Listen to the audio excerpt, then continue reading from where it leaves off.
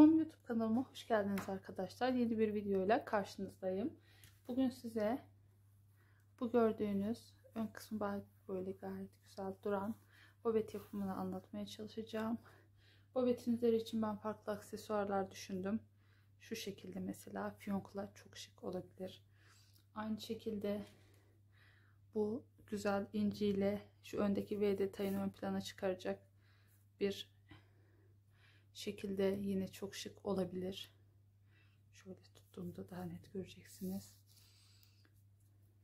Veya aynı detayın pudra pembesi ile örülmüş bir inci detayıyla şu şekilde yine ister V şeklinde ister bu şekilde, hangi şekilde kullanırsanız kullanın, her şekilde çok şık olabilecek bu bobeti anlatmaya çalışacağım. Bobetimiz 37-38 numaraya uygun arkadaşlar.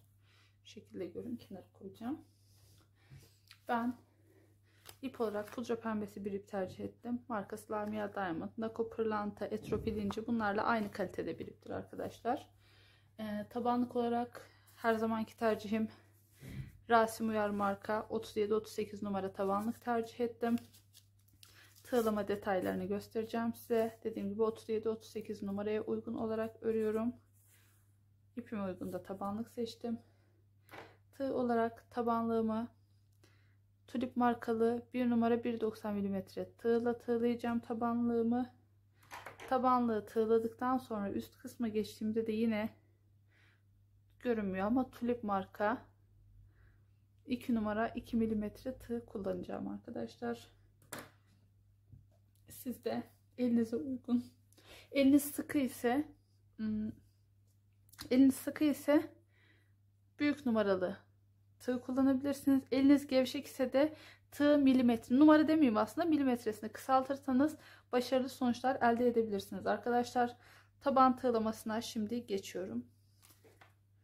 Taban tığlarken ben, yani iki şekilde de tutabilirsiniz ama bu şekilde de tutup tığlayabilirsiniz. Bu şekilde de tutup tığlayabilirsiniz ama keçe kısmı iç tarafa bakınca çok daha rahat tığladığımı fark ettim. Ben de eskiden deri tarafı bana bakacak şekilde tığlıyordum. Ama keçe tarafı bana bakarak tığladığımda çok daha rahat tığladığımı fark ettim. O yüzden bu şekilde yapıyorum. Başlıyoruz.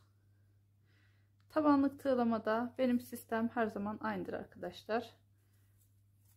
En tepedekiyle başlıyoruz. İpimizi de alalım. 1 2 sağ ayak olsun, sol ayak olsun, hepsinde tepeye 3 ilmekle başlıyorum. Tamam, sırayı tamamladığımda da tabanın etrafını tümden dönüp geldiğimde de 2 tane daha ilmek yapıyorum. 5 oluyor burası. İkinci ilmeğe 4 tane, pardon, ikinci deliğe 4 tane tığlama yapıyorum. Arkadaşlar bakın, bu Rasim Uyar markalı tabanlık içindir tığlama. Sizin tabanlığınız farklı bir marka ise lütfen markanıza uygun, tabanlığın delik mesafesine uygun bir tığlama yapın. Yoksa sonucunuz başarısız olur. Eğer delik mesafesi benim anlattığımdan çok daha fazla ise bobetiniz çok kasar. Eğer delik mesafesi çok yakın ise benim kullandığıma göre aynı sonuca ulaşamazsınız. O zaman delik mesafesi yakınsa da bu sefer de çok fazla gevşek olur. Yani çok fazla DM'den bu tarz yorumlar, Instagram DM'den bu tarz şeyler geliyor. Sizin videonuzda yaptım, olmadı. Soruyorum, tabanlık markanız aynı mı? Değil. Bakın 3 tane tığladım. Sonraki 2 taneyi 4 tane tığladım. Şimdi 3'er tane tığlıyorum arkadaşlar. 3'er tane tığlıyorum. Araları arkadaşlar 2. Şimdi ben size tığlama sayılarını söyleyip sonra devam edeyim. Ben zaten hep aynı şeyi yapıyoruz. Önemli olan sizin kaçar tane tığlayacağınızı bilmeniz. En tepeye 3 tane battım. 2 tane de dönüşte yapacağım. 5 olacak. En tepedeki bu 5 tane tığladığımın 2 sağ 2 sonu, onlar 4'er tane. Arada kalanların hepsi 3 tane. Sadece şurada şöyle bu aradaki 3 taneyi arda arda tığlayınca ortadaki çok şey oluyor, gevşek gibi oluyor. Oraya sadece bir tane 2 tane tığlama yapacağım. Gerisi 3. Oradan sonra yine 3 3 3 devam ediyoruz. Ta ki şurada en tepedekini bulup ondan sonra 1 2 3 4 taneyi ayırıyoruz arkadaşlar. Buraya gelinceye kadar 3 3 3 tığlıyoruz, şurası hariç, bir tane nokta hariç. Burada da yine en tepedeki 5 olacak, sonraki 4, geri kalan tamamıyla 3 3 3 olacak. Ta ki şurada son 2 tane kalınca onlar 4'er tane tığlanacak. Ben şimdi tığlayıp son halini deliklerin sayısını da sayarak göstereyim. Sona geldik. 1 2 3 ve 4. En baştakine dediğim gibi 2 tane daha tığlama yapacaktık. Toplamda 5 olacaktı arkadaşlar. Evet. Ve netlemede bir sorun oluyor bazen. İlk ilmekle kaydırma tekniğiyle bağlıyoruz arkadaşlar. Bir zincir çekiyoruz. Şimdi üste çıkacağız. Diğer tığımızı kullanacağız. Şimdi ben size nasıl tığladığımı göstereyim arkadaşlar. Bakın. Şöyle 4 4. Bakın. Şu en tepedeki 5. Bunlar 1 2 3 4. 1 2 3 4. Bu 4. 4 daha 8 tanesi 4'er tığlama, en tepedeki 5. Arada kalanlara geliyoruz. 3 3 3 3 3. 3 3 3 sadece şurası 2, çünkü arda arda gelince 3 tane, bakın çok yoğun oluyor. Şuradaki son topuğa geldiğimizde en tepedeki 5 oldu. 3 artı 2. 3 başta 2 sonda tığladık. 4 4 2 tanesi de. Bu şekilde tabanımızı tığlamış olduk. Şöyle bir ekran görüntüsü alıp taban delik sayısına bakabilirsiniz. Ben hemen 3 sıraya geçiyorum. Tabanımızı çevirdik. Şimdi 5 sıra sık iğne öreceğiz arkadaşlar. Sık iğne örerken bu sefer ben farklı bir şekilde ipi alacağım. Bakın normalde iç kanada batıp ipi böyle alıyordum bakın. Eskiden yani diğer sık iğne tekniğinde ipi aşağıdan yukarı doğru alıyorduk. Ama bu sefer bu şekilde alacağım ipi. Evet. İlmekten iç kanattan tığ geçirdim. İpi bu şekilde alıyorum. Az sonra bunun ne şekilde olduğunu göreceksiniz arkadaşlar. Yani farkında ne olduğunu. Tığımın önüne ip almıyorum. İç kanattan tığ geçirdim. Ve ipi bu şekilde içeri aldım.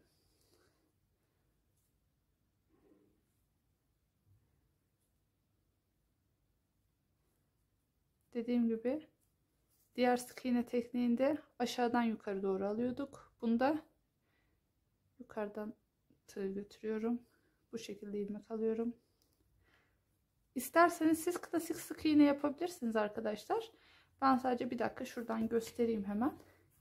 Bakın. Sık iğnemiz bu şekilde görünsün diye ben üstte hani gösterdiğim şekilde alıyorum. Ama klasik sık iğnemiz şuradaki gibi duracak. Ben bu babette klasik sık iğne değil de bunu kullanmayı tercih ettim. Örgü çantalarda falan da, sepetlerde de çokça kullanılan bir tarz. Bu şekilde dediğim gibi siz dilediğiniz gibi alın. İster klasik sık iğne şeklinde alın. İsterseniz de şu an benim gösterdiğim şekilde bakın. Ne yapıyoruz? Bu şekilde alıyoruz. Evet, iç kanattan alıyoruz. Üstten aşağı alıyoruz.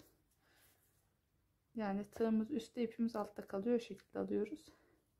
Toplamda 5 sırayı bu şekilde öreceğiz arkadaşlar. Herhangi bir değişiklik yok. Artırma, eksiltme yok. Bu şekilde. Bakın şeklimiz oluşmaya başlıyor.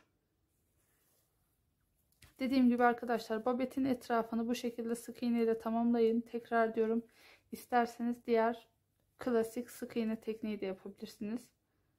Bunu ben, elim alışmadığı için bu bana biraz daha uğraştırıcı gibi geldi. Oysa aslında stil aynı ama elim diğerine alıştığı için bu biraz daha uğraştırıcı geliyor ama farklı ve güzel de görünüyor. O yüzden bu şekilde alıyorum. Hep iç kanada batın arkadaşlar.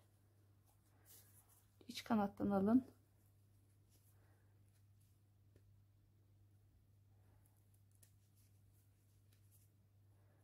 Bu şekilde toplamda 5 sıra örün arkadaşlar.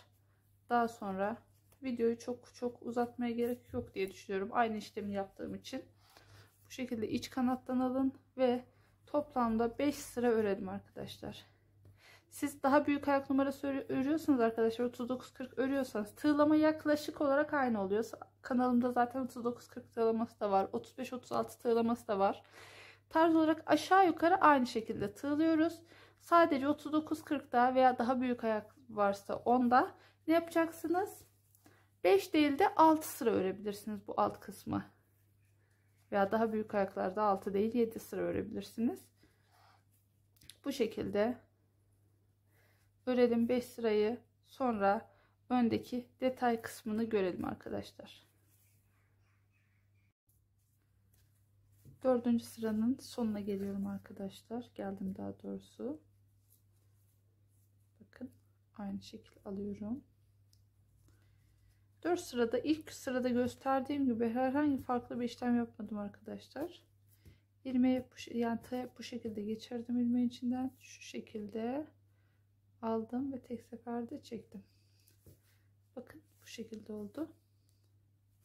Şimdi sıra sonu, hepsinde sıra sonunda ne yaptım? Son ilmeği aldıktan sonra şu dibe batmadım ve ilk ilmekle kaydırma tekniğiyle bir üst sıraya geçmek için aldım.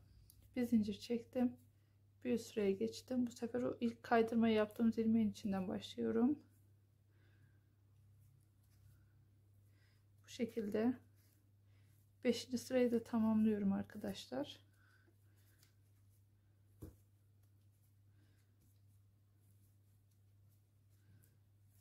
Dediğim gibi bu şekilde ip almak biraz daha uğraştırıcı geliyor aslında ama değişik güzel bir görüntü oluşuyor.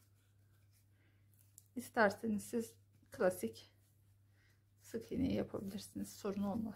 Sadece bunda bu şekilde görünüyor. Bu benim 5. son sıram arkadaşlar. 37-38 numara için yapıyorum. Tekrar edelim. Şimdi bu sırayı tamamladıktan sonra topuk yükseltme kısmına geçeceğiz. Topuk yükseltmeyi de yaptıktan sonra burun kısmını örüp babetimizi tamamlayacağız. Devam ediyoruz böyle. 5. sıramın da sonuna geliyorum arkadaşlar. Son 3 ilmek, son 1 ve kaydırma yaparak sırayı tamamladım. Sonra 1 2 3 4 5 sıra ördüm. Şimdi ilmeği genişletiyorum arkadaşlar.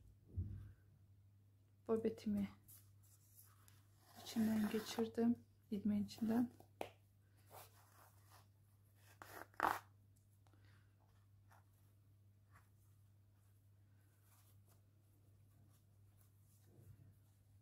Evet.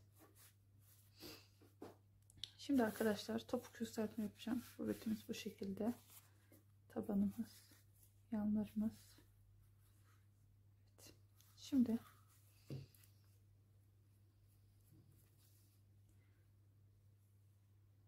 bir, iki, 3, 4, 5, 6 ilmek saydım. 7. ilmeğin iç kanadından tığımı geçiriyorum. İpimi alıyorum oraya. Oraya herhangi bir işlem yapıyorum. Yandaki ilmekten başlayarak 1 2 3 4 5 6 sık iğne yaptım. Şu araya bir tane daha yapıyorum. Boşluk kalmasın. Bağlantı yerine 7 8 9 10 11 12 13. Toplamda 13 sık iğne yaptım. Şimdi 3 tane kaydırma yapıyorum. İç kanattan 1 2 3 kaydırma yaptım. Ters çevirdim babetimi. Bakın. İlk kaydırma değil, ikinci kaydırmadan başlayarak sık iğne yapıyorum. 1 2 3 4 5 6 7 8 9 10 11 12 13 14 15 2 tane de sık iğne yapıyorum. 16 iç kanada batarak 17 tane sık iğnem oldu toplamda. Ekstra aldıklarımı iç kanada batarak alıyorum arkadaşlar. Şimdi 3 tane kaydırma yapıyorum.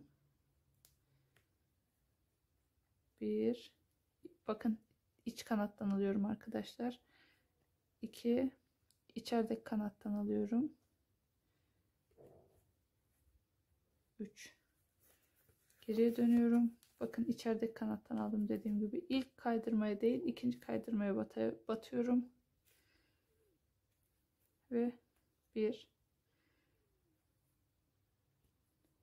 2 3 4 burası bizim topuk yükseltmemiz arkadaşlar. 4 5 6 7 8 9 10 11 12 13 14 15 16 17 18 19 içerideki kanatlara batarak 20 ve 21 sık iğneye ulaşıyorum. Her seferinde her iki taraftan da 2 tane ekstra artırıyorum arkadaşlar. Yani 2 tane fazla sık iğne yapıyorum. Artırma demeyelim, yanlış anlaşılmasın. 4. sıraya dönerken yine 3 tane kaydırma yapıyorum iç kanattan alarak. 1 2 iç kanattan 3 kaydırma alıyorum. Geriye dönüyorum. İlk kaydırmaya atlıyorum. İkincisinden başlayarak sık iğne yapıyorum ve 4. sırayı tamamlıyorum. 1 2 3 4 5 6 7 8 9 10 11 12 13 14 15 16 17 18 19 20 21 22 23 sık iğne, 2 tane daha sık iğne yapıyoruz iç kanattan. 24 ve toplamda 25 sık iğneye ulaştık. Şimdi arkadan tığımızı arkaya alıyoruz. Yine 3 tane kaydırma yapıyoruz. 1 2 ve 3 kaydırma yaptık. Geriye dönüyoruz.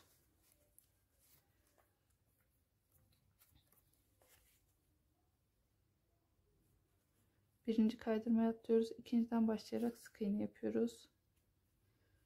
1 2 3 4 5 6 7 8 9 10 11 12 13 14 15 16 17 18 19 20,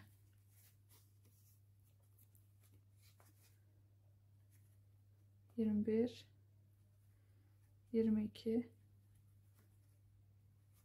23,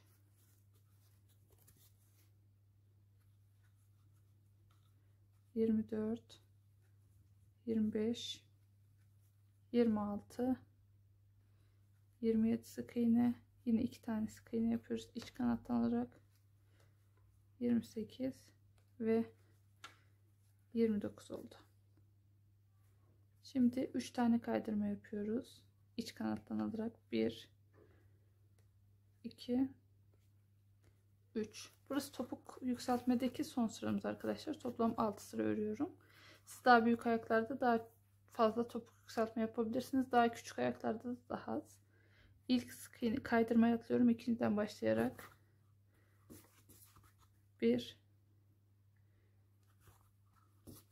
2, 3, 4, 5, 6, 7, 8, 9, 10, 11, 12, 13, 14, 15, 16, 17, 18, 19, 20, 21, 22, 23, 24, 25, 26, 27, 28, 29, 30, 31, 2 tane daha ekstradan alıyoruz. 33 oldu. Şimdi bir tane kaydırma yapalım ve ipimizi burada kıralım arkadaşlar.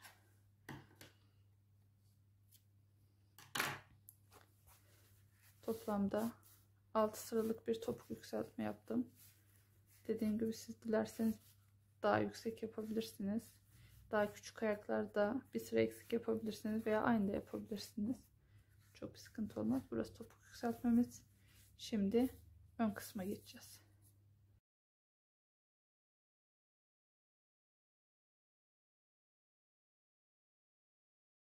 Şimdi ön kısmı yapmak için arkadaşlar ortadaki ilmeği bulalım. Şöyle bakın. Ortadaki ilmek olarak ben burayı buldum. Ortadaki ilmeği tutalım. 1, 2, 3 tane atlayıp dördüncüsünün iç kanadına tığımızı geçirelim. İpimizi alalım.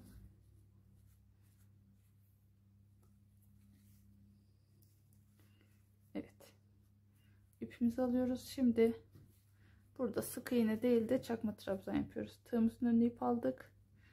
O ilmeği geçirdiğimiz yere değil yanındakinden başlayarak 1 tek seferde çekiyoruz. 2, 3, 4, 5, 6, 7 ilmek aldık arkadaşlar.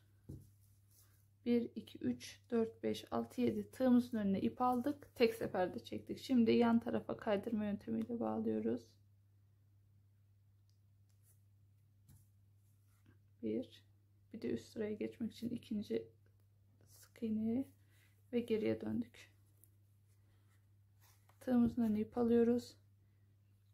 Bakın kaydırmanın birinci değil ikincisinin iç kanadından alıyoruz arkadaşlar. Ve burayı nasıl göstereceğimi bilemedim.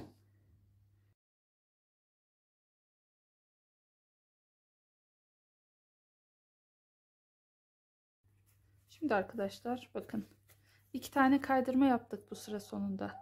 İlk kaydırmaya atlayacağız. İkinci kaydırmadan başlayarak öreceğiz. Şimdi tığımızın önüne ip aldık. İlmeğin iç tarafından ya pardon, dışarıdaki kanadından alıyoruz. Bu şekilde başka bir işlem yapmadan direkt çekiyoruz. İpimi kırmasam daha iyi olurdu. Pardon. Çok özür diliyorum. İp aldım. Direkt çektik. Tığımızın önüne ip alıyoruz. Dışarıda kalan kanattan ipimizi alıyoruz ve tığımızın önüne ip aldık. Dışarıdaki kanattan ipi aldık ve çektik. Tığımın önüne ip aldım. Dışarıdaki kanattan ilmeği aldım ve sık iğne yapar gibi çekiyorum. Tığımın önüne ip aldım. Dışarıdaki kanattan ilmek aldım ve çektim.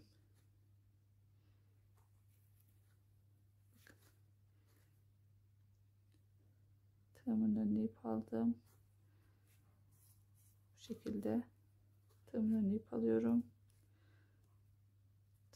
İlmeği alıyorum ve o aldığım ilmeği anında geçiriyoruz. Sıra sonuna geldik. Sıradaki ilmeğin iç kanadından kaydırma yapıyoruz. Üst sıraya geçmek için ikinci kaydırmayı yapıyoruz ve bir üst sıraya geçiyoruz arkadaşlar. Yine burada da tığımızın önüne ip aldık. İlk kaydırma değil, ikinci kaydırmadan başlıyorum. İlmek aldık ve geçirdik. Tığımızın önüne ip aldık, ilmek aldık, geçirdik. Tığımızın önüne ip aldık.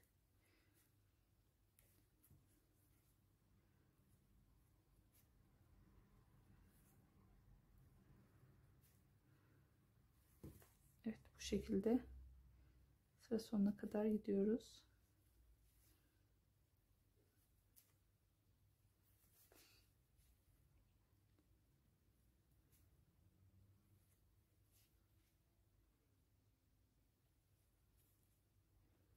Sıra sonuna geldik arkadaşlar. Kaydırma yapacağız. Sıradaki ilmeğin iç kanadından kaydırma yaptık. Sonraki kaydırma, bir tane daha kaydırma yaparak üst sıraya geçiyoruz. Yine tığımın önüne ip alıyorum. İlk değil, ikinci kaydırmanın dış kanadından ilmek alıyorum.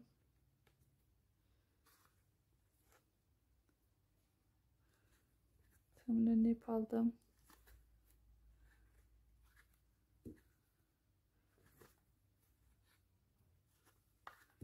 Tığımın önüne ip aldım.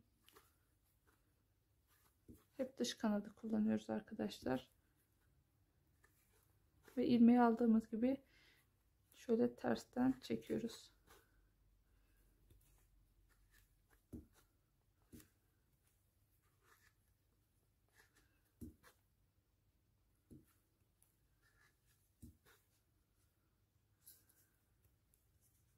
Evet. Pardon, şurada ipi kırmışım. Evet. Bu şekilde sıra sonuna geliyoruz. Sıradaki ilmeğin iç kanadından sırayı bağlıyoruz. Sonrakine bir kaydırma daha yapıyoruz ve bir üst sıraya geçiyoruz.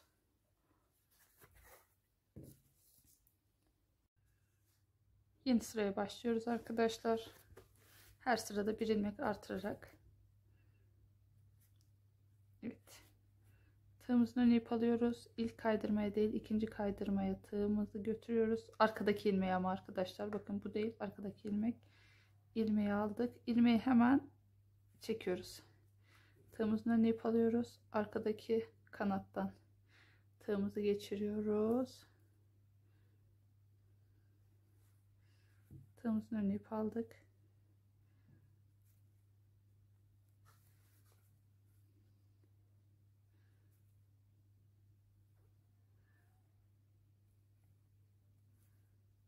Evet.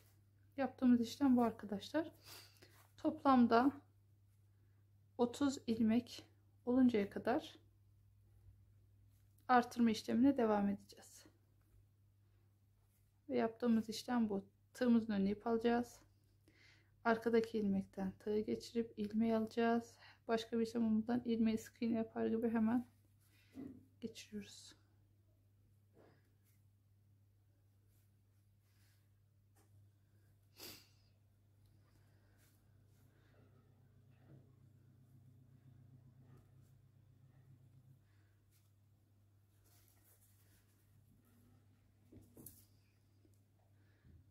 Sıra sonuna geldik. Sıradaki ilmeğin iç kanadından kaydırma yapıyoruz. Bir üst sıraya çıkar, bir dahaki ilmekten bir üst sıraya kaydırma yapıyoruz.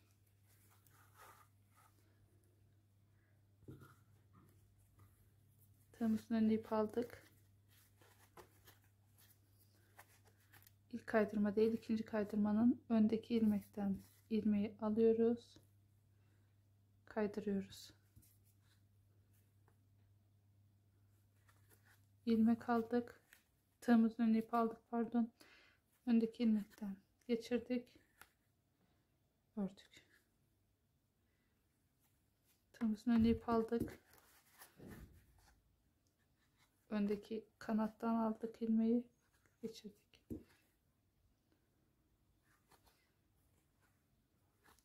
İşlemimiz hep öndeki kanatta arkadaşlar. Pardon, arkadaki kanatla. Ön dediğim şu babete göre ön oluyor arkadaşlar. Şu yani bakın, kanatlar 2 tane, biz bu kanattan alıyoruz. Her seferinde o kanattan alıyoruz. Yani bu tarafa doğru giderken öndeki kanat oluyor, diğer tarafa gelirken arkadaki kanat oluyor.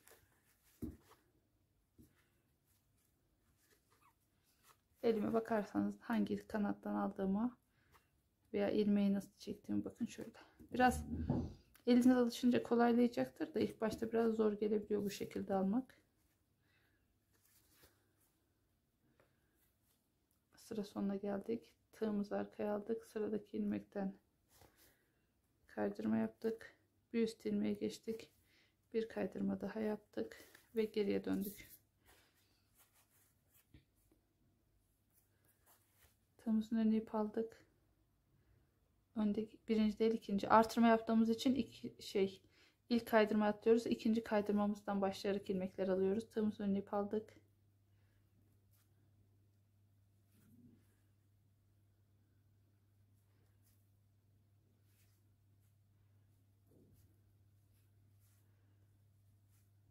Bu şekilde bakın. Duruşu da çok şık oluyor böyle arkadaşlar. Normal diğer örgülerinizde de kullanabilirsiniz bu yöntemi. Lastik gibi oluyor. Çok güzel görünüyor.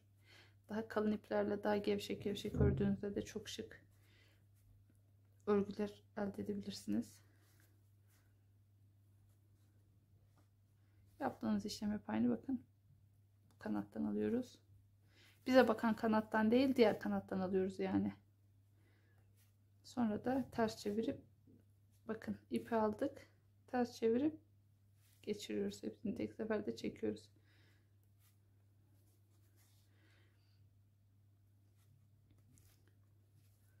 Toplamda 30'a kadar artıralım arkadaşlar.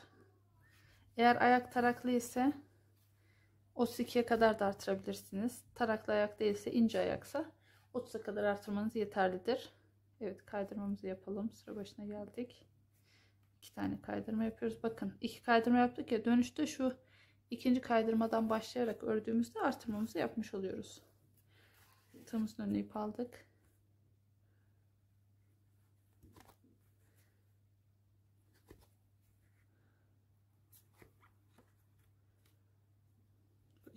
En baştaki ilmeği alırken niyeyse bir sorun oluyor. Zorlanıyorum onda.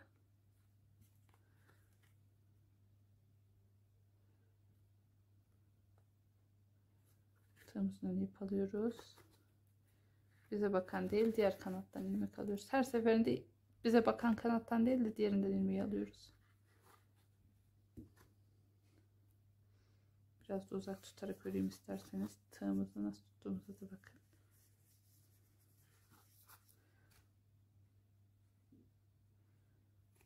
Biraz gevşek tutun, daha rahat örersiniz.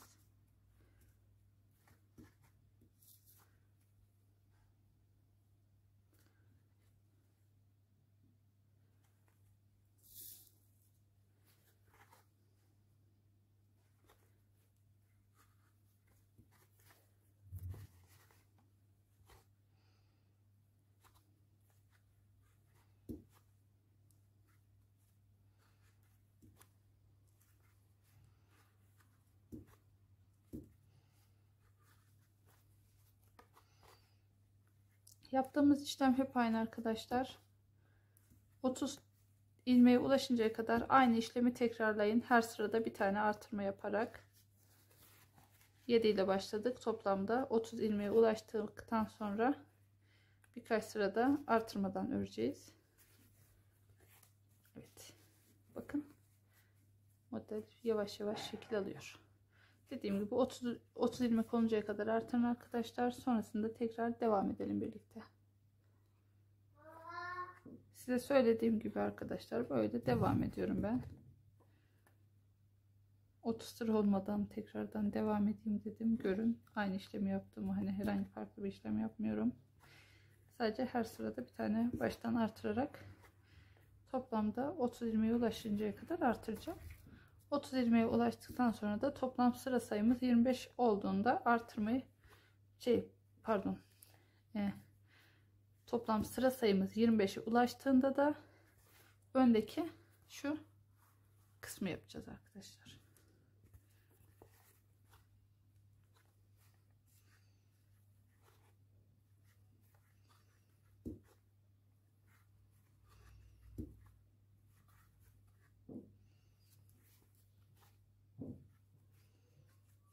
Gördüğünüz gibi herhangi farklı bir işlem yok. Görünüyor mu? Bakayım. Bazen dikkatimden kaçıyor.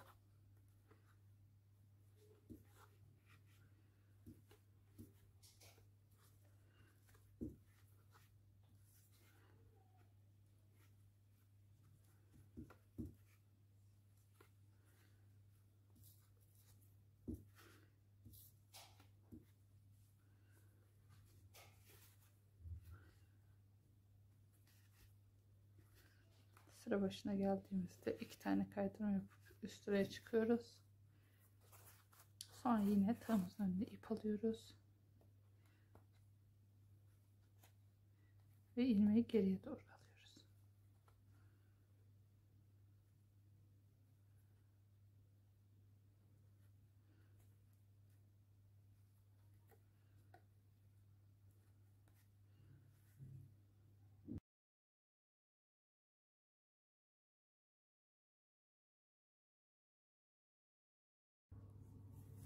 Toplamda 30 ilmek oluncaya kadar arttırdım arkadaşlar. İsterseniz sayalım birlikte.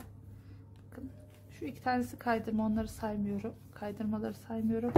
1, 2, 3, 4, 5, 6, 7, 8, 9, 10, 11, 12, 13, 14, 15, 16, 17, 18, 19, 20, 21, 22, 23, 24, 25, 26, 27, 28, 29 ve 30.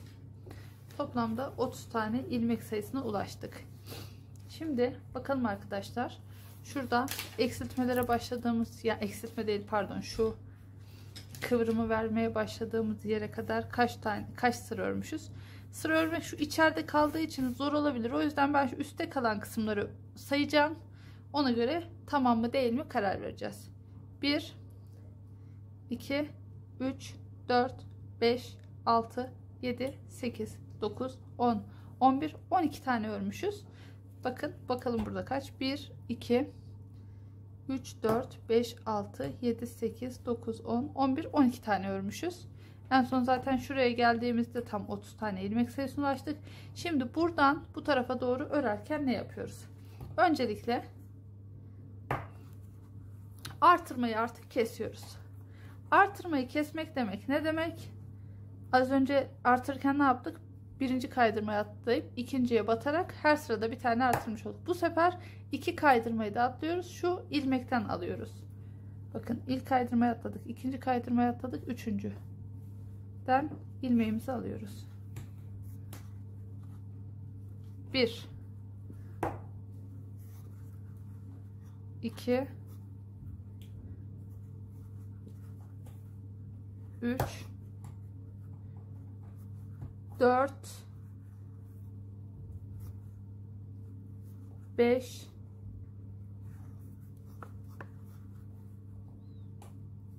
6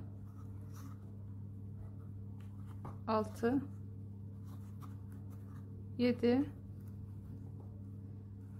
8 9 ve 10 tane ilmek yaptık. Normal ördük. Şimdi 10 tane de şu ortadaki kısım için yapacağız. Onu önüne ip almadan yapacağız arkadaşlar. Şöyle bunu normal sık iğne şeklinde alacağım. İşimi kolaylaştırsın. Ama arkadaki ilmekten alacağız. Bir, tek kanattan, yani pardon. 2, yine tek kanattan alıyoruz. 3, 4, 5, 6, 7, 8, 9 ve 10. Geriye 1, 2, 3, 4, 5, 6, 7, 8, 9, 10 tane ilmeğimiz kaldı. Onları da yine önüne ip alarak tek kanattan örerek ilerleyeceğiz. 1, 2, 3, 4, 5, 6, 7, 8, 9 ve 10. Yine kaydırma yapıyoruz. 1, 2 tane kaydırma yaptık. Bir süreye geçtik. Şimdi yine ne yapacağız? 10 tane ilmek. Ama artırmadan 1 atladık, 2 kaydırma atladık, 3. ilmekten 1, 2, 3, 4, 5, 6, 7, 8, 9 ve 10. 10 tane ilmek aldık. Şimdi ortadaki kısmı ip almadan 1, 2, 3, 4, 5, 6, 7, 8, 9 ve 10. Şimdi son 10 taneyi yine önüne ip alarak yapıyoruz arkadaşlar. Örüyoruz. 1, 2, 3, 4, 5, 6, 7, 8, 9 ve 10. 10 tane ilmek ördük. Kaydırmayla sırayı bağlıyoruz. İkinci kaydırmayla bir üst sıraya geçiyoruz. Bitinceye kadar aynı işlemi yapacağız arkadaşlar. 10 tane sağdan ip alarak, 10 tane soldan ip alarak, 10 tane ortadaki kısım ip almadan örüyoruz. Bakalım, bakın oraya gelince kadar ne yapmıştık? 1, 2, 3, 4, 5, 6, 7, 8, 9, 10, 11, 12 tane yapmıştık. Burada kaç tane olacak? 1, 2, 3, 4 tane olacak. En son buradan bu tarafa giderken son sırayı örmüş olacağız. Yani 1, 2, 3, 4 tane, 12 artı 4 tane daha yapınca bobetimiz tamamlanmış olacak. Sonra yan kısma geçeceğiz. Burayı da tamamlayıncaya kadar arkadaşlar aynen gösterdiğim şekilde örün. Ekstra hiçbir şey yapmıyoruz. Sadece dediğim gibi 10 tane sağdan ip alarak örüyoruz. 10 tane soldan ip alarak örüyoruz. 10 tane ortadakini ip almadan örüyoruz. Söylediğim gibi arkadaşlar şuradaki 1, 2, 3, 4, 5, 6, 7, 8, 9, 10, 11, 12 sıranın ardından 1, 2, 3, 4 tane daha yaptım. 12 sıra dediğim yani gidiş geliş olarak da buradan saymak daha rahat olur diye öyle saydık biliyorsunuz. Buradan da 1, 2, 3, 4 taneyi ördük. En son sağdan sola doğru gelerek sırayı burada bitiriyoruz. Bitirdikten sonra kaydırma yapmıştım. Beraber tekrar ipimi çıkarayım. Sıra sonuna geldikten sonra tek bir ilmeğe kaydırma yapıyoruz. Sonra dönüyoruz. Bu bitirdiğimiz ilmeği, pardon,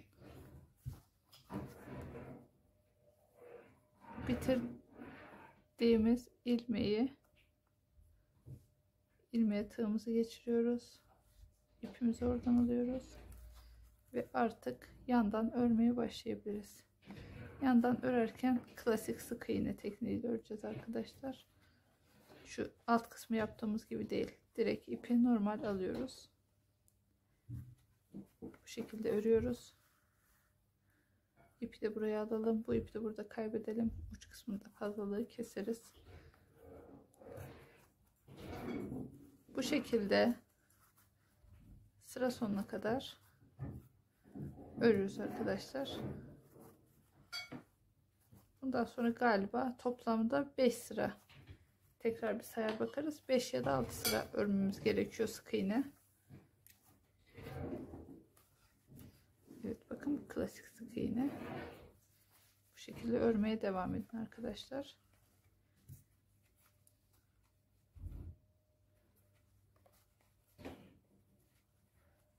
İpimizi de böyle arada kaybetmiş oluyoruz, daha iyi oluyor.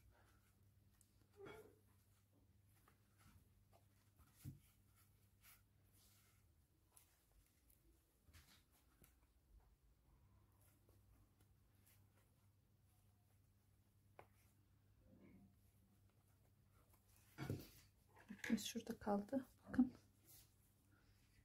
Ördük. İçeride kalan kısmı da, fazlalık kısmı da keselim. Pürüzsüz olsun burası.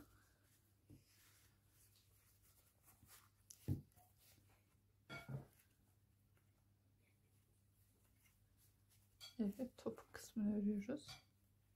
Topuk yükseltme zaten yapmıştık. O yüzden buradaki herhangi bir derdimiz yok. Sadece dümdüz her bir ilmeğin üzerine bir tane sık iğne yaparak ilerliyoruz.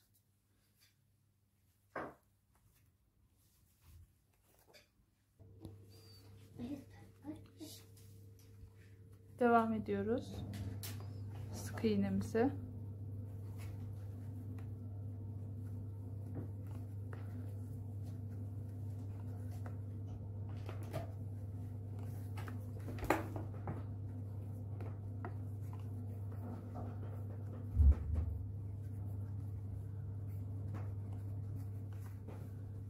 Sıra sonuna kadar sık iğne yapalım. Ben babetimizde saydım. 5 sıra toplamda öreceğiz arkadaşlar.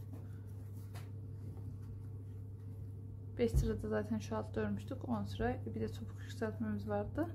Bana yeterli geldi. Eğer siz kısa bulursanız şu topuk bölümünü biraz daha yükseltebilirsiniz arkadaşlar. Diğer taraflarla oynama yapmayın. Eğer topuk bölümünü alçak bulursanız, kısa bulursanız, topuk yükseltmeyi 6 sırada tamamlamıştık ya, 7 veya 8 sıra yapabilirsiniz. Aynı diğer sıralardaki işlemlerle aynı şekilde. Evet, sıra sonuna yaklaşıyorum.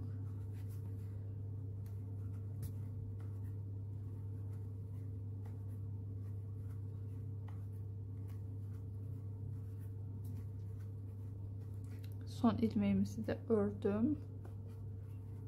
Bundan sonrası zaten içeriden alınmış, buraya ait. Şuradaki ilk ilmeğimizin içinden tığımı geçiriyorum. Kaydırma tekniğiyle bağlıyorum. Bir üst sıraya geçmek için sıradaki ilmeğin içinden tığımı geçirdim, ipimi aldım ve kaydırmayla bir üst sıraya geçtim.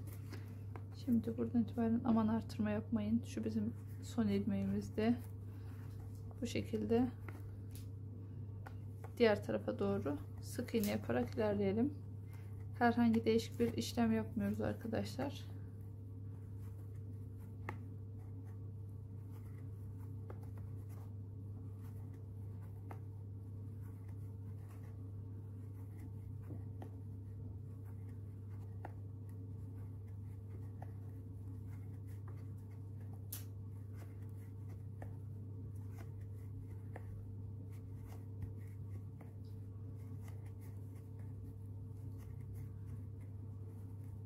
Farklı bir işlem yapmıyoruz arkadaşlar. Sıra sonuna kadar sık iğne ile devam edelim.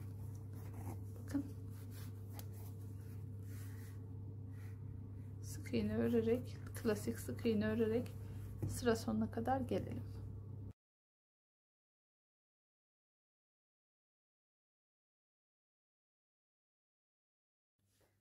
İkinci sıranın da sonuna geldim arkadaşlar. Size göstereyim dedim bağlamayı. Son 2 sık iğne, son sık iğne ve son sık iğneden sonra tığımı arkaya alıyorum. İpim önde kalıyor. Bakın sıradaki ilmeğim burası. Buradan ilmeği geçiriyorum. Pardon, geçiremedim. İlmeği geçirdim. Bir sonraki ilmekten de yine tığ geçiriyorum. Bir üst sıraya geçiyorum. Evet. Şimdi 2 sıra ördük. Ne demiştim? Toplamda 5 sıra sık iğne öreceğiz arkadaşlar. 3 sıra daha aynı şekilde örelim. Ondan sonra da birlikte kaydırmamızı yapalım ve bobetimizi tamamlayalım arkadaşlar. Aynı işlemi yaptığım için, hep sık iğne yaptığım için videoyu bu şekilde uzatmak istemiyorum. Farklı bir işlem yaptığım yerlerde zaten size gösteririm. Özellikle buradan bağlarken ve ön kısımlarda veya şu yanlardaki sık iğneyi nasıl yaptığımı gösterirken oralarda biraz daha detaylı gösterdim. Ama şu anda zaten sık iğne işlemim sabit, aynı. O yüzden bu şekilde dümdüz siz de sık iğnenizi yaparak ilerleyin arkadaşlar. Bakın aradaki farkı, bu arada bu alt zemini yaparken farklı model gibi görünsün diye sık iğneyi farklı yaptık. Buradayken ne yapıyoruz? Buradayken de normal bu şekilde alıyoruz. Bu şekilde 3 sırayı tamamladım arkadaşlar. Toplam 5 sıra olsun. Sonrasında görüşürüz. 5. sırayı da tamamlıyorum arkadaşlar. Bakın 1 2 3 4 5. sıradayım. Şimdi son 3 tane ilmeğim kalmıştı, birlikte örelim dedim. 2 3 ilmekten sonra buradaki sıradaki ilmeğimizden kaydırma tekniğiyle birleştiriyorum. Şimdi buradan sonra arkadaşlar tersten kaydırma yapacağım. Yani ya şuradan kaydırma yapıp bu tarafa geçmem gerekir düz kaydırma yapmam için. Ben de burası zaten böyle modelden kaynaklı biraz sıkı duruyor. O yüzden iyice kaydırmayla beraber daha çok sıkı olmasın diye tersten kaydırma yapmak istiyorum. Şimdi ne yapıyoruz kaydırmada? Bu ilmeğimiz tığımızda. Tığımızı hemen yandaki sıradaki ilmekten geçiriyoruz. Arkadan ipimizi alıyoruz. İlmeğin içinden de geçiriyoruz. İlmeğimiz burada. Tığımızı sıradaki ilmekten geçirdik. İpimizi aldık. Tek seferde çektik. Bu şekilde bakın.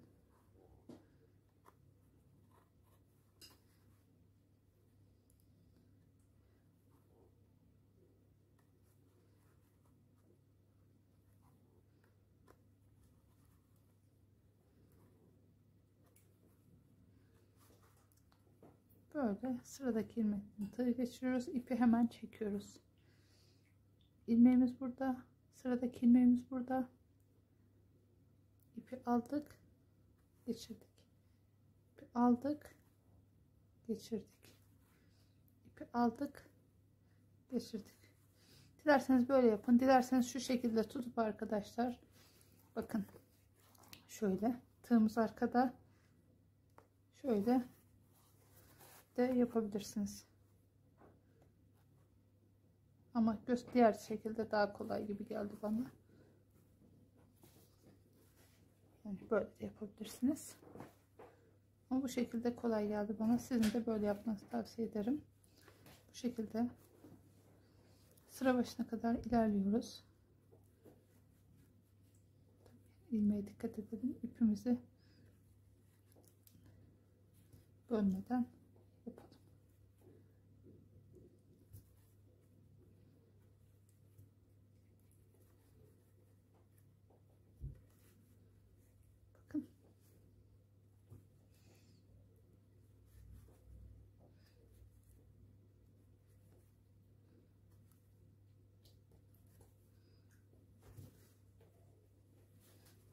bir sonraki ilmekten tığımızı geçiriyoruz.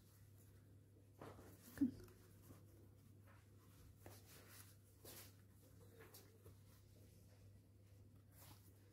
Benim diğer yöntemle biraz da devam etmek istiyorum.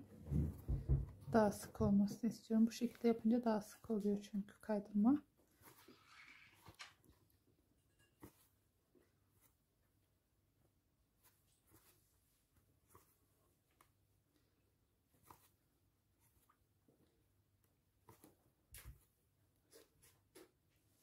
Bakın.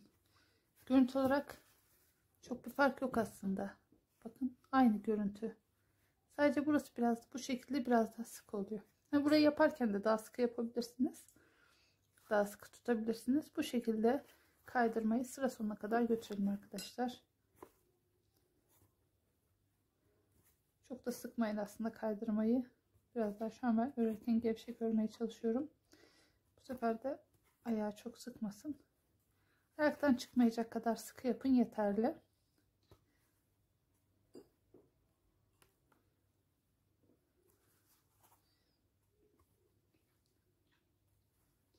Evet, sıra başına kadar bu şekilde ilerliyoruz arkadaşlar.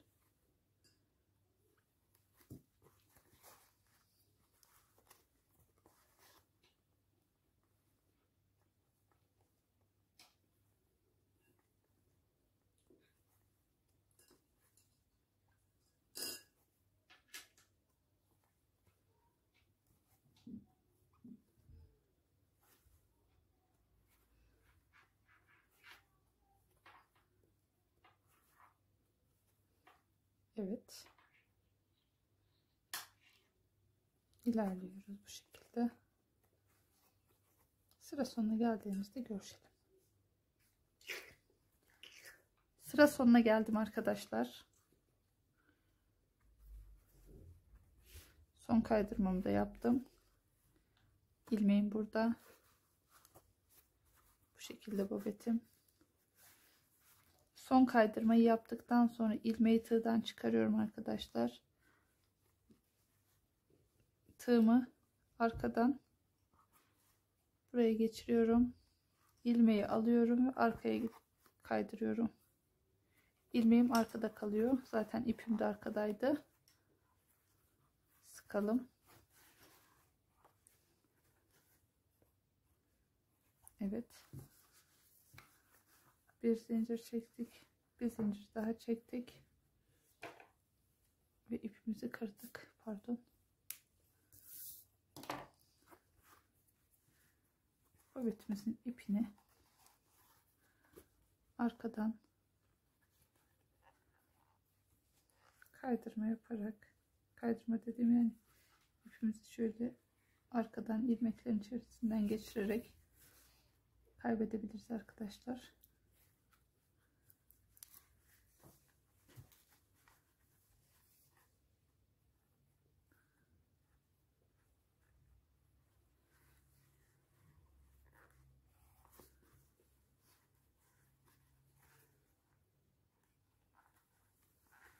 Bu şekilde ipimiz tamamen küçülünceye kadar kaydırarak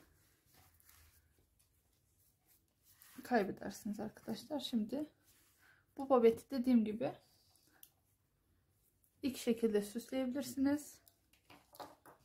İlkinde kanalımda da anlatmış olduğum bu kordon fiyonkla süsleyebilirsiniz.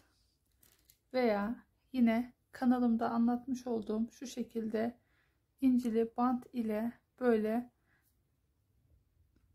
V detayını öne çıkartacak şekilde bu incili bandı dikerek de kullanabilirsiniz arkadaşlar. Örecek olan herkese şimdiden kolaylıklar diliyorum.